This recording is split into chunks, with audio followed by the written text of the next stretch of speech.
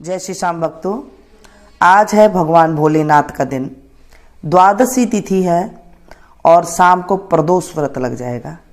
आज के दिन प्रदोष व्रत करने से जिनके घर में भी दरिद्रता होती है वो दूर हो जाती है। यह हमारे ग्रंथों में लिखा हुआ है। अगर आपके घर में गरीबी है तो आप प्रदोष व्रत कर लीजिए, गरीबी का नाश ऐसे हो जाएगा जैसे पता ही नहीं चला आपको।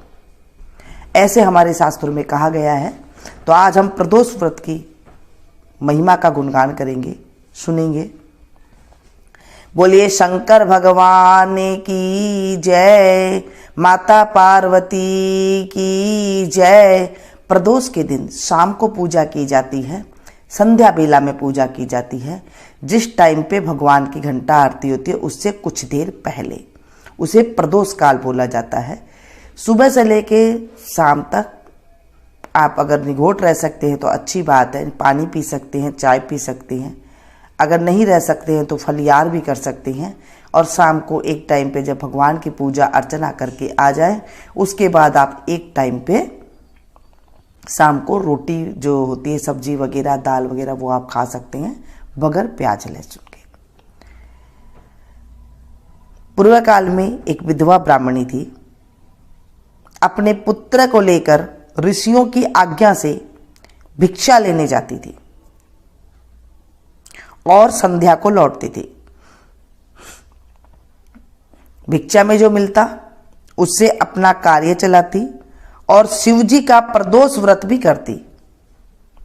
एक दिन उसे विदर्भ देश का राजकुमार मिला जिसे शत्रुओं ने राजधानी से बाहर निकाल दिया था और उसके पिता को मार दिया था। ब्राह्मण ने लाकर उसका पालन किया।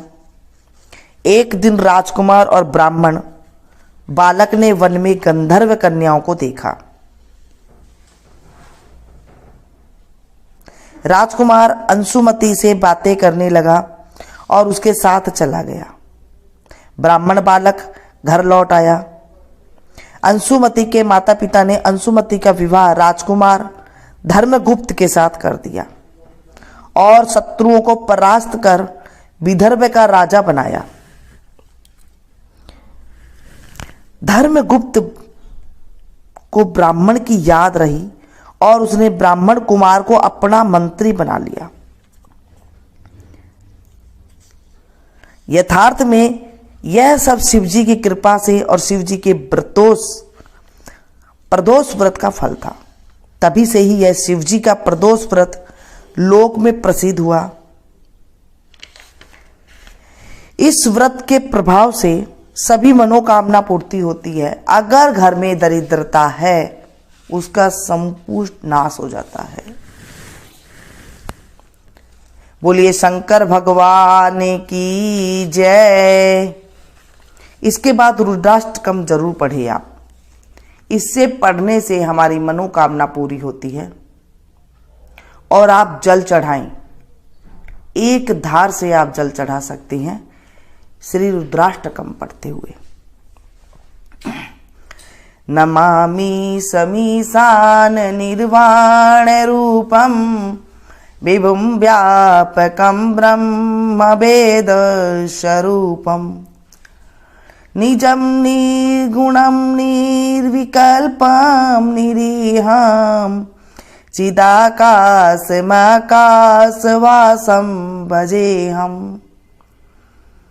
निराकार मोंकार मूलम तुरीयम गिरा ज्ञान गोतीतमीशम गिरीशम करालम महाकाल कालम कृपालम गुणागार संसार पारम नतोहम तुषाराद्रिशंकाश गौरम गभीरम मनोभूत कोटि प्रभाश्री शरीरम शपुरन्न मौली कल्लोलिनी चारुगंगा लसब्दाल वालेन्दु कंठे भुजंगा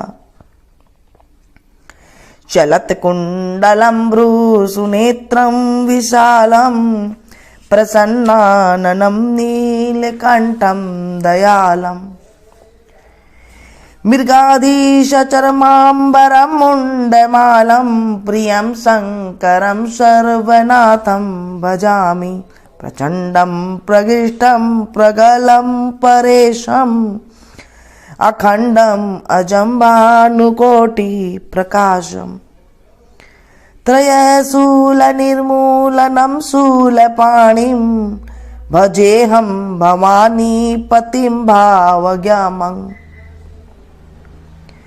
कलातीत कल्याण कल्पांतकारी सदा सज्जनानंददाता पुरारी चिदानंद संदोह मोहापहारी प्रसिद्ध प्रसिद्ध प्रभो मन्मन्तारी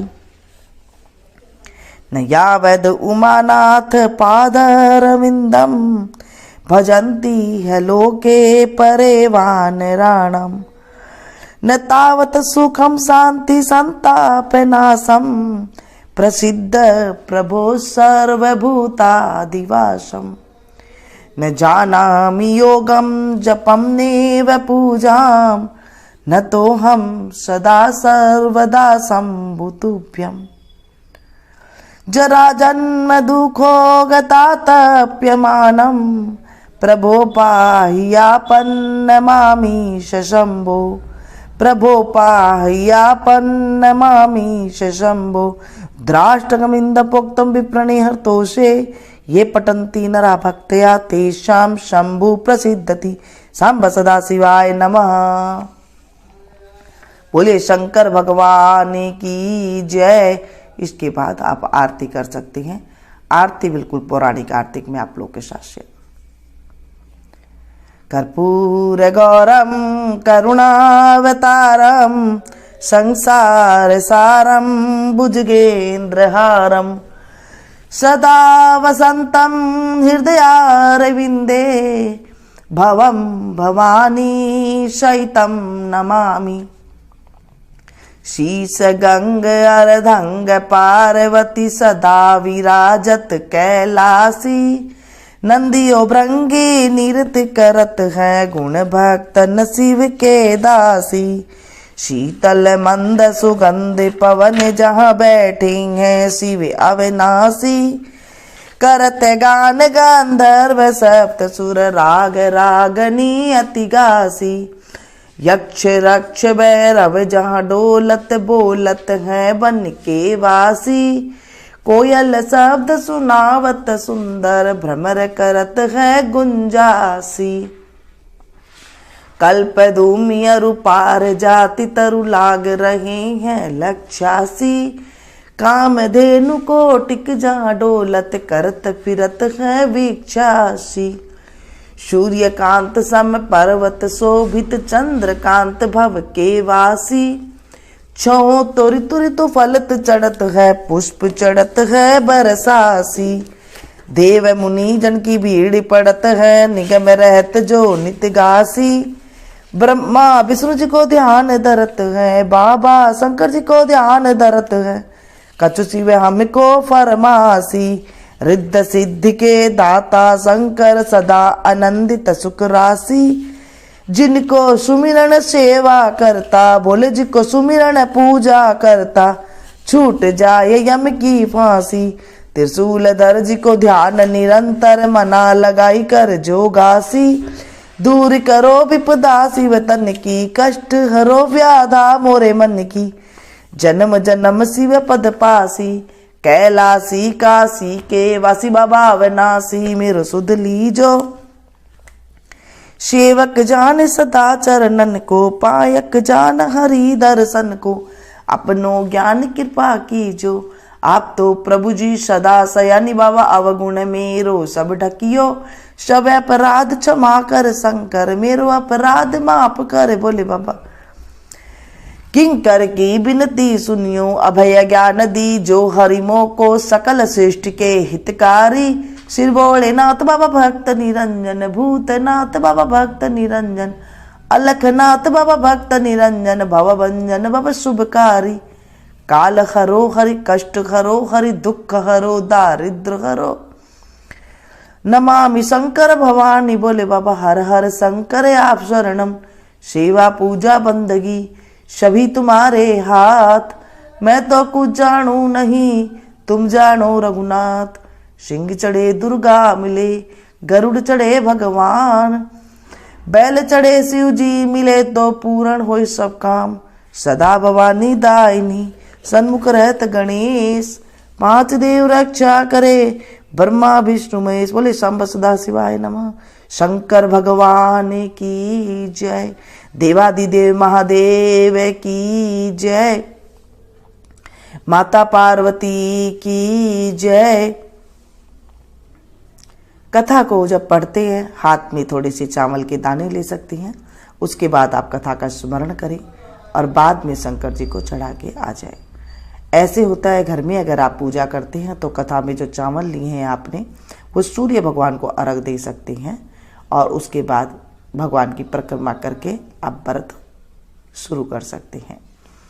शाम के टाइम पे आप जल ले जा करके उसमें आप भगवान को चंदन चढ़ाएं, रोली नहीं चढ़ती है भगवान को, चंदन चढ़ाए, जनेऊ चढ़ाएं, कमलगट्टे चढ़ाएं और इस तरह से आप पूजा करें। जो भी आप विधि विधान के साथ करते हैं पंचामृत जरूर चढ़ाएं, या हो सके तो अगर आपके पास कुछ भी नहीं है, नहीं टाइम मिलता है कई बार, तो सीधा आप जल भी चढ़ा सकते हैं।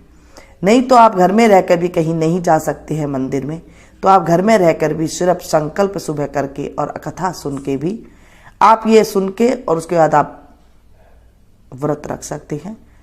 क्योंकि हर जगह पर मंदिर भी नहीं होते हैं, हर जगह घर में शिवलिंग भी नहीं होता है, तो आप मनसा पूजा कर सकते हैं।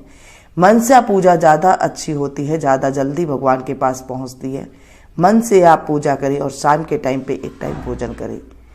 बना सकते हैं तो खीर अवश्य बनाएं ये प्रदोष वाले दिन, क्योंकि द्वादशी भी पड़ती है, तो उस दिन खीर बनाना बहुत शुभ माना जाता है।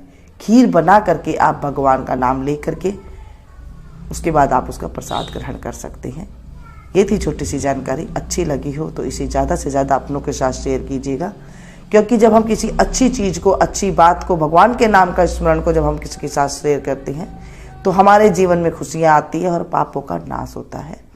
और जो हम जिसे हम सुनाते हैं एक साथ काफ़ी लोगों को जब सुनते हैं तो उनके पुण्य का 16वां हिस्सा हमें घर बैठे ही मिल जाता है। ऐसे हमारे ग्रंथों में लिखा हुआ है। मिलती हूँ फिर से एक नई जानकारी के साथ, नई कथा के साथ। तब तक आप लोग देखते रहिए मीनू संगीत। Thank you.